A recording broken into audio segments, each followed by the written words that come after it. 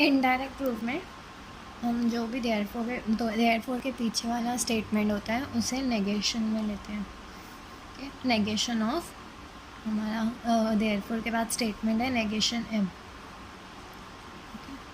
और यहाँ पे लिखते हैं through indirect proof, that is assumption through indirect proof. फिर फोर्थ स्टेप में हम देखेंगे सी ये जो स्टेटमेंट है नेगेशन एम वो फर्स्ट स्टेटमेंट में है on the left side of the disjunction. So इससे हमें पता है यही एक रूल है, जहाँ पे लेफ़्ट साइड ऑफ डिसजंक्शन की वैल्यू नेगेशन में होती है, उसकी बाद में वाली वैल्यू को हम एज इट इज़ लिखते हैं। सो अगर ये हमारी फर्स्ट डिसजंक्शन की आगे नेगेशन की साइन है तो हम second disjunction as it is यहाँ पे लिखेंगे, that is n. Okay, this is from 1, 3 and through disjunction syllogism. Okay, यहाँ पे जैसे ही एन आया आपको यहाँ पे इनडायरेक्ट प्रूफ में एंड में कोई भी एक variable conjunction negation of that variable लाना है। तो यहाँ पर हम देखेंगे तो यहाँ पे हमारे पास नेगेशन ऑफ एन है और यहाँ पे हमें एन आया, इसका मतलब है हम यहाँ पे एन डॉट नेगेशन एन लिख सकते हैं from 4 and 2 and through conjunction rule. हमें कोई भी एक वेरिएबल और उसका नेगेशन यहाँ पे लाना है। यहाँ पे जैसे ही हमें दोनों मिल जाएंगे वैसे ही हमारा सम कंप्लीट हो जाएगा। ओके, ये सेकेंड सम क्वेश्चन लिखा हुआ है यहाँ पे, हमें अभी अजम्पशन में लेना है कंक्लूजन का जो भी स्टेटमेंट होगा उसके आगे negation of statement, that is यहाँ पे सिर्फ टी है तो इधर टी लिखेंगे। ओके, अभी हमें अभी रूल्स लगाने हैं, यहाँ पे हम आई पे लिखेंगे नेगेशन ऑफ टी। अभी हमें एक रूल मालूम है, अगर एंटीसीडेंट अगर हमें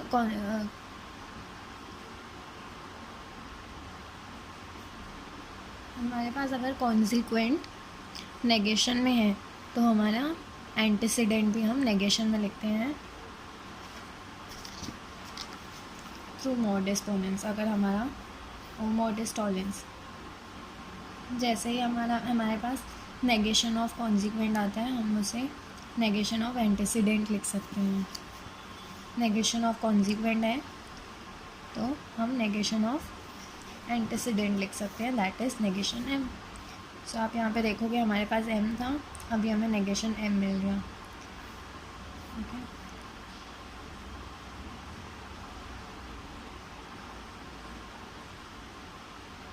सो सिक्स्थ स्टेप में हम लिखेंगे that M conjunction negation M.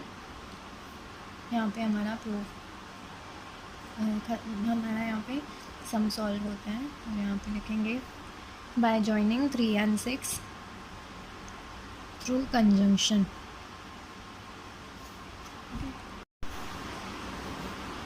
यहाँ पे अभी हमने question number 3 as it is लिखा है।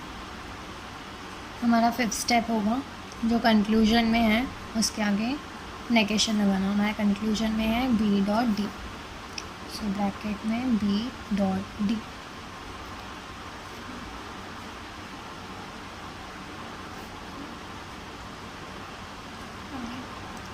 आप ये देखोगे तो हमें फर्स्ट स्टेप में बी डॉट डी ऑलरेडी दिया हुआ है। हमारे पास यहाँ पे नेगेशन ऑफ फर्स्ट डिसजंक्ट है तो हम यहाँ पे वापस डिसजंक्टिव साइलोजिज्म लगाएंगे, जहाँ पे अगर हमारे पास फर्स्ट डिसजंक्ट नेगेशन में होता है तो सेकंड डिसजंक्ट हम एज इट इज़ लिखते हैं। हमारा फर्स्ट डिसजंक्ट नेगेशन में है तो हमारा सेकेंड डिसजंक्ट एज इट इज़ लिखेंगे। सो So this is from 1, 6 and disjunctions syllogism. Okay, syllogism. तो अभी हम ये देखेंगे ई हमें यहाँ पे भी अवेलेबल है, यहाँ पे भी अवेलेबल है। सो हम यहाँ पे एक रूल लगाएंगे। ये थोड़ा ट्रिकी पार्ट है, आप इसको बहुत लंबा मेथड हो जाएगा अगर आप इसको थ्रू नेगेशन वाला मॉडस टॉलेंस के थ्रू सॉल्व करोगे।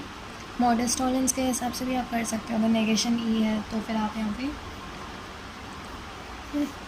7 स्टेप में, ये थोड़ा अलग स्टेप है, आप देख लेना। यहाँ पे आप देखोगे सी नेगेशन, सी हॉर्शू नेगेशन ई, एफ हॉर्शू नेगेशन ई है। तो हमारे पास एक रूल है जहाँ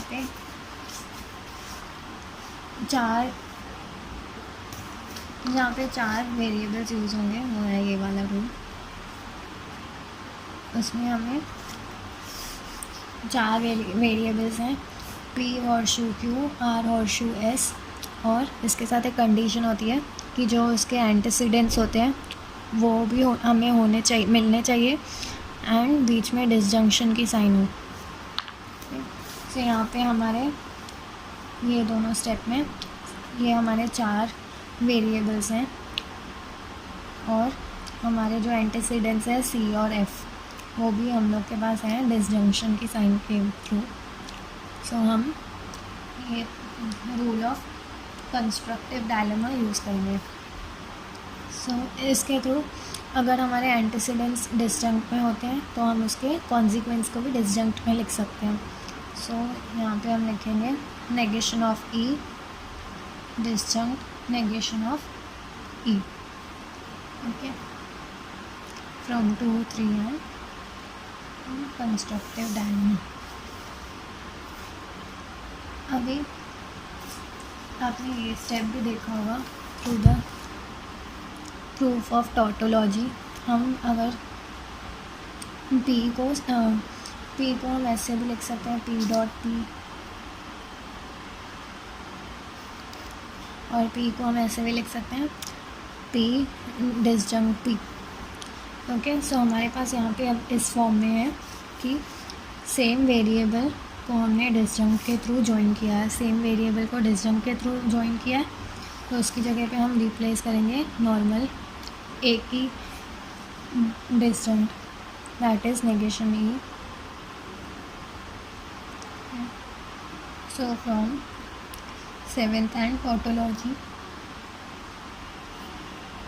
हमारे पास नेगेशन ई आ गया और हमारे पास ई नॉर्मली था, तो हम लास्ट में 6th और 8th को ज्वाइन कर लेंगे